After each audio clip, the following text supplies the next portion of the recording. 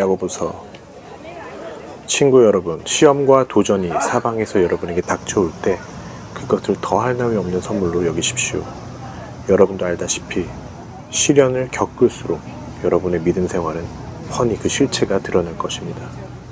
그러니 성급하게 시련에서 벗어나려고 하지 마십시오. 시련을 충분히 참고 견디십시오.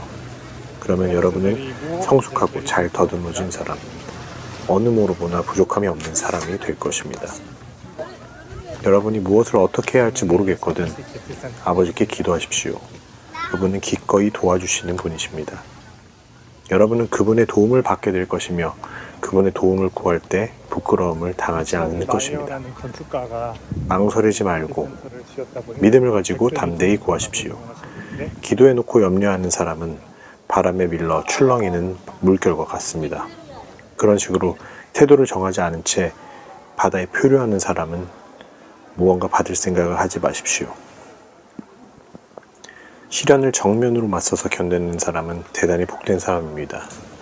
그렇게 성실하게 하나님을 사랑하는 사람은 생명의 상급을 받을 것입니다. 악에 빠질 위험에 처한 사람을 보거든 하나님의 나를 넘어뜨리려고 한다 라고 함부로 말하지 못하게 하십시오. 하나님께서는 악에 영향받는 분도 아니시며 누군가의 앞길에 악을 들이미는 분도 아니십니다. 유혹을 받아 악에 굴복하는 것은 전적으로 우리 자신입니다. 우리는 누구도 탓해서는 안 됩니다. 탓하려면 자꾸 견눈질하고 유혹에 이끌리는 우리 자신의 타오르는 욕심을 탓할 것밖에 없습니다. 욕심이 잉태하면 죄를 낳습니다. 그리고 죄가 자라서 어른이 되면 진짜 살인자가 됩니다. 그러니 사랑하는 여러분, 가던 길에서 벗어나지 마십시오. 모든 바람직하고 유익한 선물은 하늘로부터 옵니다. 사랑하는 여러분, 사람들이 모이는 곳마다 이렇게 알리십시오. 귀를 앞세우고 혀가 뒤따르게 하고 분노는 한참 뒤처지게 하라고 말입니다. 사람이 화내는 것으로는 하나님의 의를 자라게 할 수 없습니다.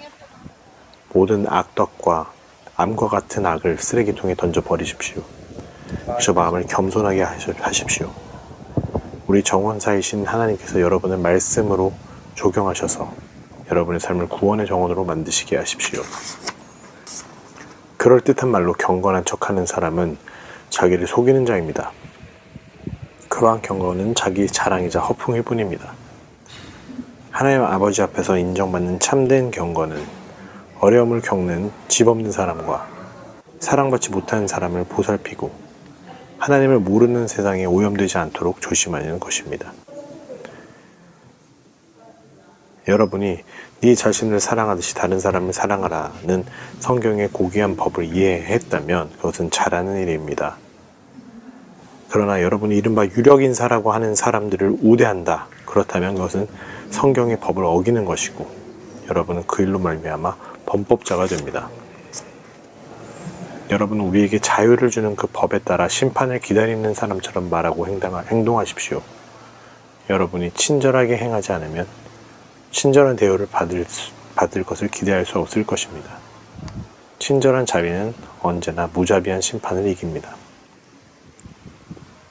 여러분은 온갖 옳은 말씀을 배우기만 하고 아무것도 행하지도 않으면서 잘 되기를 바랍니까? 어떤 사람의 믿음을 논하기만 하고 전혀 실천하지 않는다면 그 사람에게 믿음이 실제로 있는 것입니까? 예를 들어서 여러분의 옛 친구가 누더기를 걸친 채 굶주리고 있는데 그에게 다가가서 친구, 그리스도를 입으시게, 성령 충만하시게 라고 말하면서 외투 한 벌도 주지 않고 밥 한 그릇도 주지 않는다면 그게 무슨 소용이겠습니까? 하나님의 말만 앞세우고 하나님의 행함이 없다면 그것은 터무니없는 것임이 분명하지 않습니까? 여러분이 한 분이신 하나님을 믿는다고 공언하면서 마치 그것으로 대단한 일을 한 것처럼 만족한다면 참 우스운 일입니다. 마귀들도 그렇게 합니다. 그게 무슨 소용이 있습니까? 생각을 해보십시오.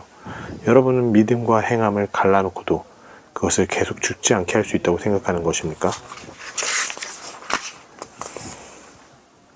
잊지 마십시오. 아주 작은 불꽃이라도 큰 산불을 냅니다. 여러분의 입에서 나오는 부주의한 말이나 부적절한 말이 산불을 냅니다. 우리는 말로 세상을 파괴할 수도 있고 조화를 무질서로 바꿀 수도 있고 명성에 먹칠을 할 수도 있고 지옥 구덩이에서 올라오는 연기처럼 온 세상을 허망하게 사라지게 할 수도 있습니다. 두려운 일이 아닐 수 없습니다. 여러분은 혀를 길들일 수 없습니다.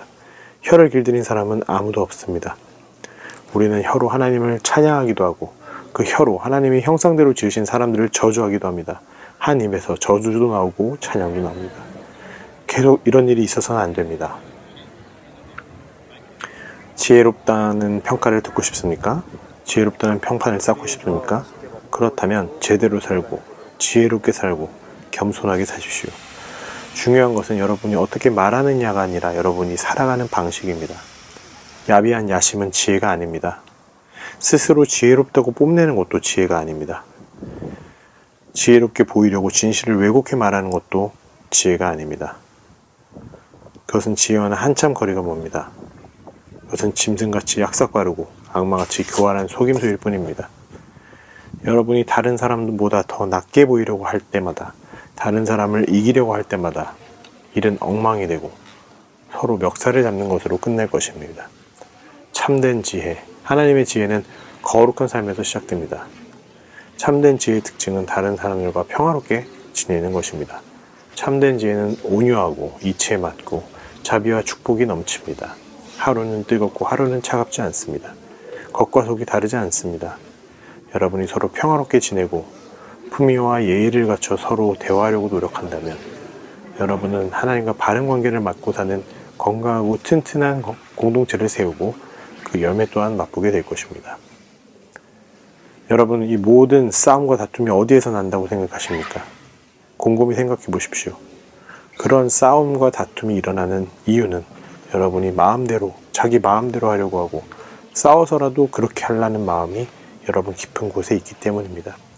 자기가 갖지 못한 것을 가지려고 탐하고 살인까지 해서라도 그것을 얻으려고 합니다. 여러분의 것이 아닌 것을 가지려고 폭력까지 휘두릅니다. 여러분이 그런 것을 달라고 하나님께 구하고 있습니다. 만약에 그런 기도를 하지 않는다면 여러분이 가질 권리가 없는 것을 구하고 있다는 것을 잘 알기 때문입니다. 여러분은 매번 자기 마음대로만 하려고 하니 버릇없는 아이 같습니다. 여러분은 하나님을 속이고 있습니다. 온통 자기 마음대로 살고 싶고 기회가 있을 때마다 세상과 놀아나는 것이 여러분이 원하는 겁니다. 여러분은 결국 하나님의 원수가 되어 하나님과 그분의 길을 거스르고 말 것입니다. 여러분은 하나님께서 관심이 없다고 생각하십니까? 잠언은 하나님께서는 맹렬히 질투하시는 연인이다 라고 말합니다. 그분께서 사랑으로 주시는 것은 여러분이 얻고자 하는 욕심을 갖고 있는 어떤 것보다도 훨씬 나은 것입니다. 하나님은 자기 마음대로 하려는 교만한 자들을 대적하시고 기꺼이 자기를 낮추는 사람들에게는 은혜를 베푸신다 라고 말하고 있습니다. 그러니 하나님은 여러분 안에서 하나님이 그분의 뜻대로 일하시게 해드십시오. 마귀에게는 큰 소리로 안 되라고 외치고 마귀가 날뛰지 않는지 주시하십시오. 하나님께는 조용히 예라고 말씀드리십시오. 그러면 하나님께서 즉시 여러분 곁에 계실 것입니다. 죄에서 손을 떼십시오. 내면의 삶을 깨끗하게 하십시오. 여기저기 기웃거리지 마십시오. 땅을 치며 하염없이 우십시오. 놀고 즐기는 일은 끝났습니다. 신중하게 처신하십시오. 진짜 신중하게 처신하십시오. 주님 앞에 무릎을 꿇으십시오. 여러분이 일어설 수 있는 길은 그 길뿐입니다. 사람의 운명은 하나님이 정하십니다. 도대체 여러분이 누구이기에 다른 사람의 운명을 간섭할 수 있다고 생각합니까? 오늘이나 내일 여기저기 이 도시 저 도시에 가서 1년 정도 머물면서 사업을 해서 이 정도 큰 돈을 벌어야겠다 라고 건방진 소리를 하는 여러분에게 한마디 하겠습니다. 여러분은 내일에 대해서 아무것도 알지 못합니다. 여러분은 햇빛이 조금만 비쳐도 금세 사라지는 안개에 지나지 않습니다. 오히려 주님이 원하셔서 우리가 이런 삶을 살게 된다면 이런 일을 하겠다라고 말하는 습관을 들이십시오. 여러분은 우쭐거리는 자아로 가득 차 있습니다. 그런 자만은 다 악한 것입니다. 여러분이 옳은 일을 할 줄 알면서도 하지 않는 것, 그것이 바로 여러분의 죄악입니다. 고통을 겪고 있습니까? 기도하십시오. 기분이 몹시 좋습니까? 찬양하십시오. 아픈 데가 있습니까? 교회 지도자들을 불러서 주님의 이름으로 함께 기도하고 기름을 발라달라고 하십시오. 믿음으로 드리는 기도는 여러분을 낫게 할 것입니다. 예수께서 여러분을 일으켜 주실 것입니다. 또 죄를 지은 것이 있다면 용서받을 것입니다. 안팎이 모두 치유될 것입니다. 여러분 모두가 함께 실천할 것이 있습니다. 서로 죄를 고백하고 서로를 위해 기도하십시오. 그러면 여러분의 병이 낫고 온전해져서 더불어 살아갈 수 있게 될 것입니다. 하나님과 바른 관계를 맺고 있는 사람의 기도는 하나님께서 헤아리실 만큼 강력한 힘을 발휘합니다. 예를 들어서 엘리야는 우리와 똑같은 사람이었는데 비가 오지 않게 해달라고 간절히 기도하자 비가 오지 않았습니다. 3년 6개월 동안 비가 한 방울도 내리지 않았습니다. 그 후에 비를 내려달라고 기도하자 비가 내렸습니다. 사랑하는 여러분, 하나님의 진리에서 떠난 사람들을 알고 있거든 그들을 포기하지 마십시오. 그들을 찾아가십시오. 그들을 돌아서게 하십시오. 이는 귀한 생명들을 파멸해서 건져내는 일이며 하나님을 등지는 일이 전염병처럼 퍼지는 것을 막는 일입니다.